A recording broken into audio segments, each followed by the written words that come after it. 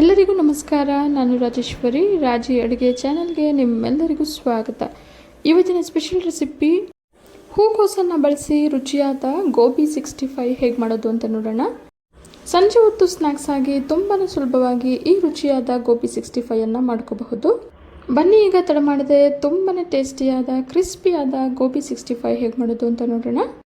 ದಪ್ಪ ಗಾತ್ರದ ಒಂದು ಹೂಕೋಸನ್ನು ಬಿಡಿಸಿ ಬಿಸಿನೀರಿಗೆ ಸೇರಿಸಿಟ್ಟಿದ್ದೀನಿ. ಈಗ ಇದಕ್ಕೆ ಅರ್ಧ ಟೀ ಸ್ಪೂನಷ್ಟು ಅರಿಶಿನ ಪುಡಿಯನ್ನು ಸೇರಿಸಿ 10 ನಿಮಿಷ ನೆನೆಯೋದಕ್ಕೆ ಬಿಡೋಣ. ಬಿಸಿ ನೀರಲ್ಲಿ 10 ನಿಮಿಷ ನೆಂದ ನಂತರ ನೀರನ್ನೆಲ್ಲ ಸೋದಿಸಿ ಒಂದು ಬೌಲ್ಗೆ ಸೇರಿಸಿ ಇಟ್ಕೊಳ್ಳೋಣ. ಈಗ ಒಂದು ಪಾತ್ರೆಗೆ 1 ಕಪ್ಪಷ್ಟು ಕಾರ್ನ್ಫ್ಲೋರನ್ನು ಸೇರಿಸ್ಕೊಳ್ತಾ ಇದ್ದೀನಿ. ನಂತರ 1 ಕಪ್ಪಷ್ಟು ಅಕ್ಕಿ ಹಿಟ್ಟು, 1 ಕಪ್ಪಷ್ಟು ಕಡಲೆ ಹಿಟ್ಟನ್ನು ಸೇರಿಸ್ಕೊಳ್ತಾ ಇದ್ದೀನಿ.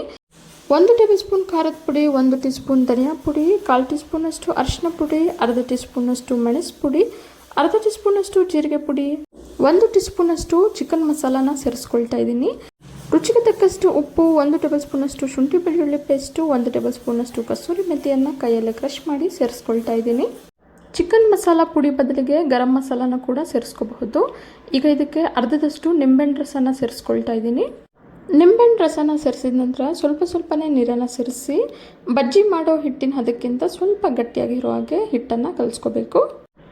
ಎಲ್ಲೂ ಕೂಡ ಗಂಟುಗಳಿಲ್ಲದೆಯೋ ಹಾಗೆ ಹಿಟ್ಟನ್ನು ಕಲಸಿದ ನಂತರ ಮೊದಲೇ ಬಿಸಿನೀರಿಗೆ ಸೇರಿಸಿ ನೀರನ್ನು ಸೋದಿಸಿ ಇಟ್ಟಿರೋ ಗೋಬಿನ ಸೇರಿಸ್ಕೊಳ್ಳೋಣ. ಗೋಬಿನ ಸೇರಿಸಿ ಹಿಟ್ಟೆಲ್ಲ ಗೋಬಿ ಜೊತೆಗೆ ಚೆನ್ನಾಗಿ ಹೊಂದ್ಕೊಳ್ಳೋ ಹಾಗೆ ಮಿಕ್ಸ್ ಮಾಡಿ 10 ನಿಮಿಷ ಮ್ಯಾರಿನೇಟ್ ಆಗೋದಕ್ಕೆ ಬಿಡೋಣ. ಮ್ಯಾರಿನೇಟ್ ಮಾಡೋದ್ರಿಂದ ಗೋಬಿಗೆ ಉಪ್ಪು ಖಾರ ಎಲ್ಲ ಹಿಡಿದು ರುಚಿ ತುಂಬ ಚೆನ್ನಾಗಿರುತ್ತೆ.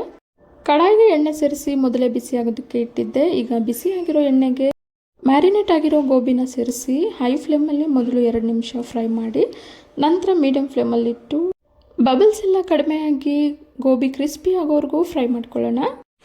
ಬಬಲ್ಸ್ ಎಲ್ಲ ಕಡಿಮೆಯಾಗಿ ಗೋಬಿ ಕೂಡ ಕ್ರಿಸ್ಪಿಯಾಗಿ ಆಗಿದೆ. ಇದೇ ರೀತಿ ಮಿಕ್ಕೆಲ್ಲ ಗೋಬಿನ ಬಿಸಿ ಎಣ್ಣೆಗೆ ಸೇರಿಸಿ ಡೀಪ್ ಫ್ರೈ ಮಾಡ್ಕೊಳ್ಳೋಣ. ಗೋಬಿನ ಬಿಸಿ ಎಣ್ಣೆಗೆ ಸೇರಿಸಿದ ತಕ್ಷಣ ಸೌಟಾಡ್ಸೋಕ್ಕೆ ಹೋಗಬಾರ್ದು.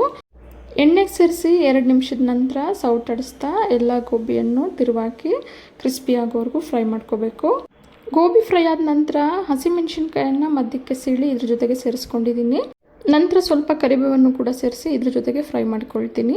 ಗೋಬಿ 65 ತಿನ್ನಬೇಕಾದ್ರೆ ಈ ರೀತಿ ಫ್ರೈ ಆಗಿರೋ ಕರಿಬೇವು ಹಾಗೆ ಹಸಿಮೆಣಸಿನ್ಕಾಯನ್ನು ನೆಂಚ್ಕೊಳ್ಳೋದ್ರಿಂದ ರುಚಿ ತುಂಬಾ ಚೆನ್ನಾಗಿರುತ್ತೆ. ಬಿಸಿ ಬಿಸಿಯಾಗಿ ಕ್ರಿಸ್ಪಿ ಗೋಬಿ 65 ಈಗ ಸರ್ವ್ ಮಾಡೋದಕ್ಕೆ ರೆಡಿಯಾಗಿದೆ. ಇವತ್ತಿನ ಸ್ಪೆಷಲ್ ರುಚಿಯಾದ ಗೋಬಿ 65 ನಿಮಗೆಲ್ಲ ಇಷ್ಟ ಆಗಿದೆ ಅಂದ್ಕೊಂಡಿದ್ದೀನಿ. ಇಷ್ಟ ಆಗಿದ್ರೆ ಈಗಲೇ ಒಂದು ಲೈಕ್ ಮಾಡಿ, ಹಾಗೆ ನಿಮ್ಮ ಫ್ಯಾಮಿಲಿ ಆ್ಯಂಡ್ ಫ್ರೆಂಡ್ಸ್ ಜೊತೆ ಶೇರ್ ಮಾಡಿ. ಮತ್ತಷ್ಟು ಸುಲಭ ಹಾಗೂ ರುಚಿಯಾದ ರೆಸಿಪಿಗಳಿಗೋಸ್ಕರ ರಾಜಿ ಅಡುಗೆನ ಸಬ್ಸ್ಕ್ರೈಬ್ ಆಗೋದನ್ನು ಮರಿಬೇಡಿ. ಮತ್ತೊಂದು ರುಚಿಯಾದ ರೆಸಿಪಿಯೊಂದಿಗೆ ಮುಂದಿನ ವಿಡಿಯೋದಲ್ಲಿ ಸಿಗೋಣ.